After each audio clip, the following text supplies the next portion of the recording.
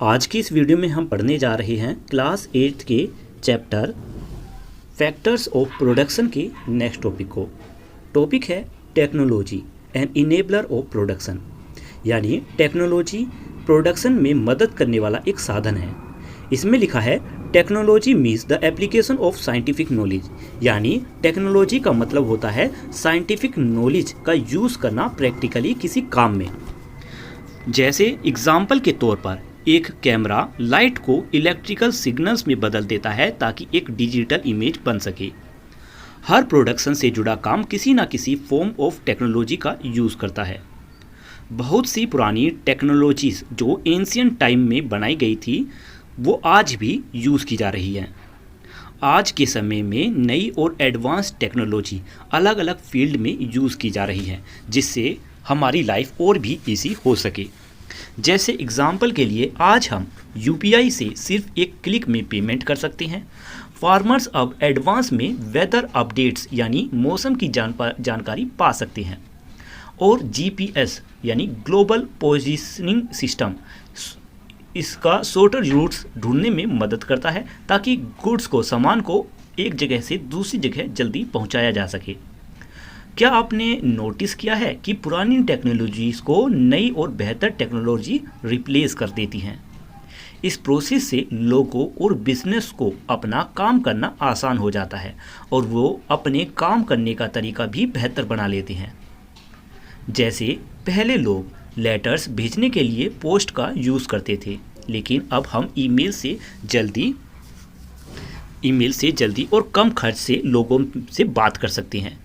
लेकिन याद रखो, हर नई टेक्नोलॉजी पुरानी को रिप्लेस करती है। कुछ पुरानी टेक्नोलॉजीज़ जैसे पुली और व्हील बैरो आज भी यूज़ की जाती हैं। अब चलिए देखते हैं कि टेक्नोलॉजी कैसे स्टूडेंट्स को पढ़ने और नई स्किल सीखने और जॉब्स पाने में मदद कर रही है।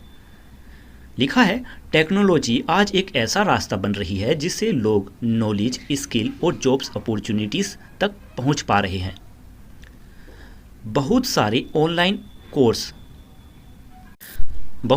ऑनलाइन कोर्सेज सरकार के प्लेटफॉर्म्स पर अवेलेबल हैं, जैसे स्वायाम यानी study web of active learning for young aspiring mind. यह प्लेटफॉर्म क्लास 9 से ऊपर के स्टूडेंट्स के लिए कोर्स देता है और यह मॉक्स यानी massive open online course system पर चलता है। इसमें लर्नर्स ऐसे सब्जेक्ट सीख सकते हैं जैसे रोबोटिक्स, एक्वाकल्चर, टेक्सटाइल प्रिंटिंग, ऐसे ही और भी सब्जेक्ट, और ये सारे कोर्सेज फ्री ऑफ कॉस्ट होते हैं। स्टूडेंट को इसका फ़ायदा यह है कि वो अपने टाइम के हिसाब से एट देयर ओन पेस यानी अपने टाइम के हिसाब से कहीं से भी पढ़ सकते हैं और चाहे तो साथ में जॉब का दूसरा कोर्स भी कर सकते हैं। ऐसे ऑनलाइन पोर्टल जैसे सरकार का नेशनल कैरियर सर्विस NCS लोगों को अलग अलग सेक्टर्स में जॉब ढूंढने में मदद करते हैं, चाहे वो प्लम्बिंग का काम हो या अकाउंटेंट का। इस तरह टेक्नोलॉजी ने ज्योग्राफिकल बैरियर्स यानी भौगोलिक सीमाएं हटा दी हैं। अब लोग कहीं से भी नॉलेज, स्किल डेवलपमेंट और जॉब्स पा सकते हैं, चाहे वो इंडिया में हो या अब्रोड यानी विदेश में हो।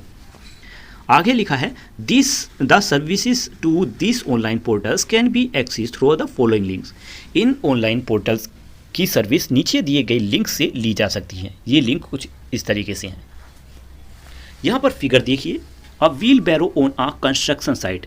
यह पिक्चर एक कंस्ट्रक्शन साइट की है जहाँ व्हील बैरो यानी एक ठेला यूज़ किया जाता है। यह दिखाता है कि कुछ पुरानी टेक्नोलॉजीज़ आज भी काम आती हैं। इस दूसरी पिक्चर में भी देखिए, यहाँ पर पुली दिखाई गई है जो बोट में यूज़ होती है। यह भारी रस्सियों और जाल को उठाने में मदद करती है। आगे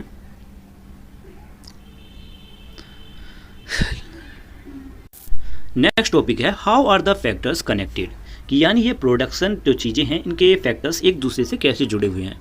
फैक्टर्स हैं land, labour, capital, entrepreneurship and technology.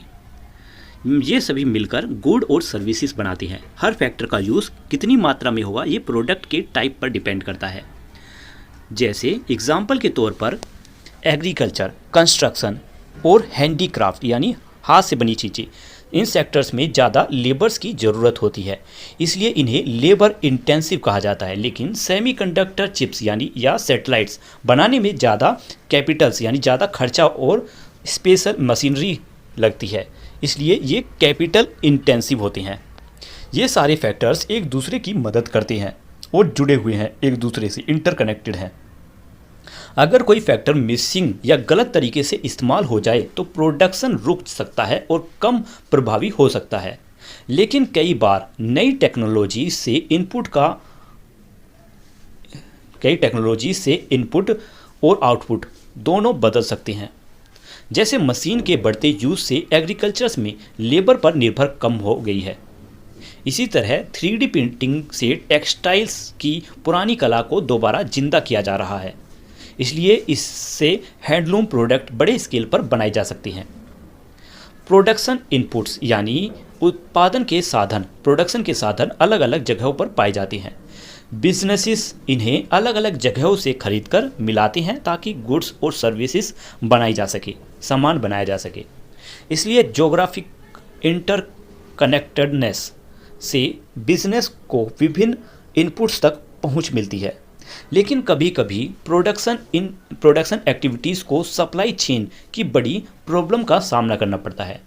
Supply chain एक नेटवर्क है, एक जाल होता है जिसमें लोग, ऑर्गेनाइजेशन यानी संगठन, रिसोर्सेज और एक्टिविटी और टेक्नोलॉजी शामिल होती हैं। ये किसी गुड्स के यानी सामान के या किसी प्रोडक्ट को बनाने और सेल में काम आती हैं। आगे लिखा है, जब सप्लाई चेन में रुकावट आती है क्योंकि कम लोकल इनपुट्स की जगह दूर के सोर्सेज पर निर्भर रहते हैं तो प्रोडक्शन प्रोसेस रुक जाती है। ऐसा ही हुआ था कोविड-19 पैंडेमिक के समय, जब बहुत सारे फैक्ट्रीज और इंडस्ट्रीज बंद पड़ गई थी। आगे लिखा है, डोंट मिस आउट में इंडिया और चाइना के बाद दुनिया का दूसरा सबसे बड़ा मोबाइल फ़ोन मैन्युफैक्चरर भारत बना। इंडिया अब चाइना के बाद दुनिया का सबसे बड़ा मोबाइल फ़ोन मैन्युफैक्चरर बन चुका है 2025 तक। आइए इसे एक फ्लो चार्ट के जरिए समझते हैं जो दिखाता है कि मोबाइल फ़ोन मैन्युफैक्चरिंग प्रोसेस कैसे होती है। यहाँ दिया गया है, the process of mobile phone assembly. Mobile phone बनाने की पूरी process. Start, R&D team conceptualise new features. मतलब सबसे पहले R&D टीम यानी रिसर्च एंड डेवलपमेंट टीम नए फीचर्स या आइडियाज़ पर सोचती है और डिज़ाइन बनाती है। नेक्स्ट है acquire land and set factory. फिर लैंड यानी ज़मीन खरीदी जाती है और या लीज पर ली जाती है, किराए पर ली जाती है और फैक्ट्री सेटअप की जाती है। नेक्स्ट है एक्वायर रॉ मटेरियल्स। उसके बाद रॉ मटेरियल यानी कच्चा माल खरीदा जाता है, जैसे metal parts, chips, screen etc।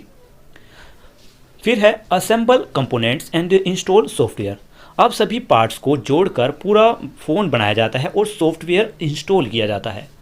Next process है test phone functionality, quality and performance. इसके बाद फ़ोन की टेस्टिंग होती है, उसकी फंक्शनैलिटी यानी काम करने की क्षमता, क्वालिटी और परफॉर्मेंस चेक की जाती है।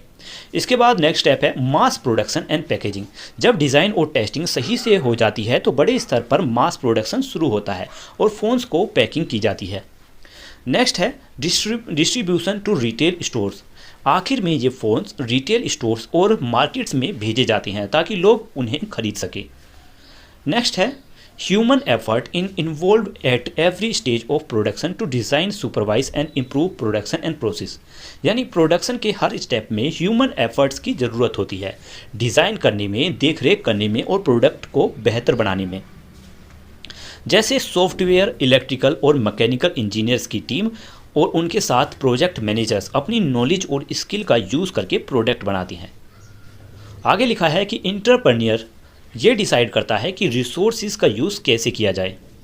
फिर लैंड, फैक्ट्री, स्पेस, मशीनरी और स्किल वर्कर्स पाने के लिए फाइनेंशियल रिसोर्सेज की ज़रूरत होती है, पैसों की ज़रूरत होती है।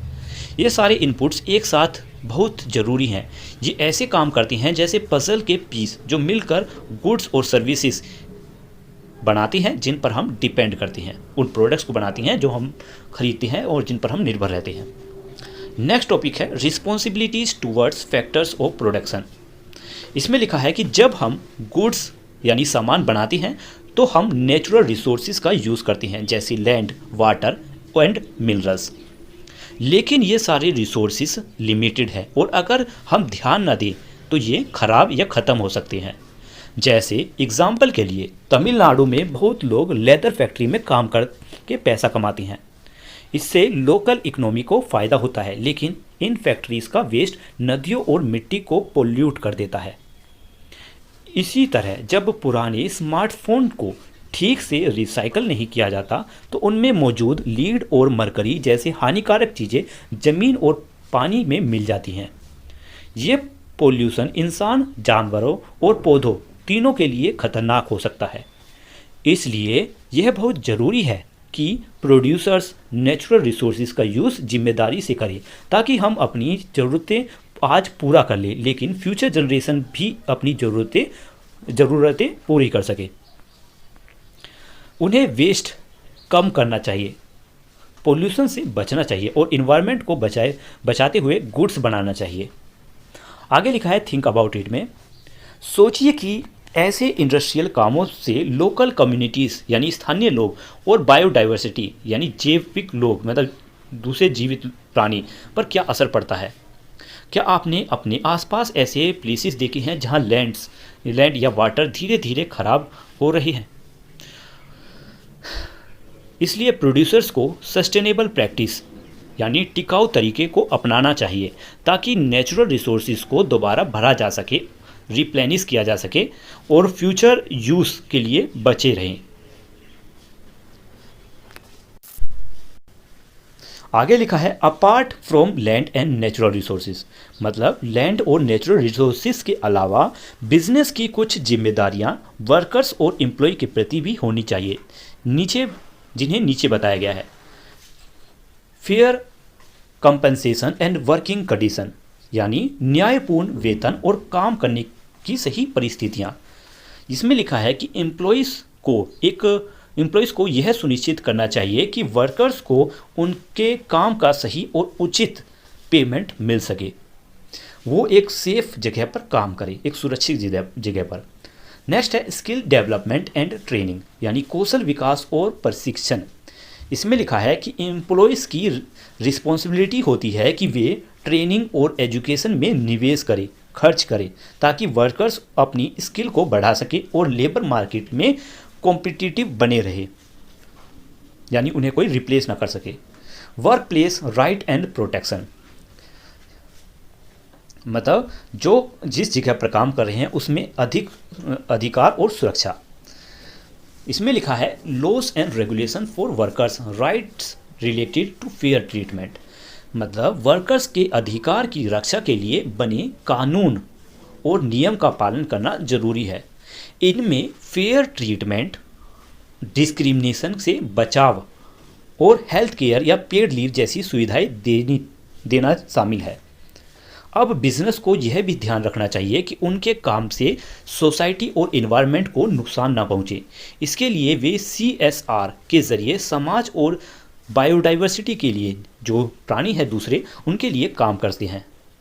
इसमें शामिल है पोल्यूशन कम करना, लोकल कम्युनिटीज़ यानी स्थानीय लोगों की भलाई करना और एम्प्लॉय व कस्टमर्स के साथ सम्मानपूर्वक व्यवहार करना। डोंट मिस आउट में लिखा है इंडिया दुनिया का पहला देश है जिसने 2014 में corporation social responsibility CSR law बनाया। इस कानून के अनुसार हर बड़ी कंपनी को अपने पिछले 3 साल के एवरेज प्रॉफिट का 2% CSR एक्टिविटीज़ में यानी सामाजिक कार्यों पर खर्च करना जरूरी है। तो यहाँ पर हमारा ये चैप्टर खत्म होता है। उम्मीद है आपको चैप्टर अच्छे से समझ आया होगा। मिलते हैं नेक्स्ट वीडियो में। ये चैप्टर आपको कैसा लगा, एक्सप्लेनेशन कैसा लगा, इस बारे में कमेंट में लिखकर जरूर बताएं। बाय।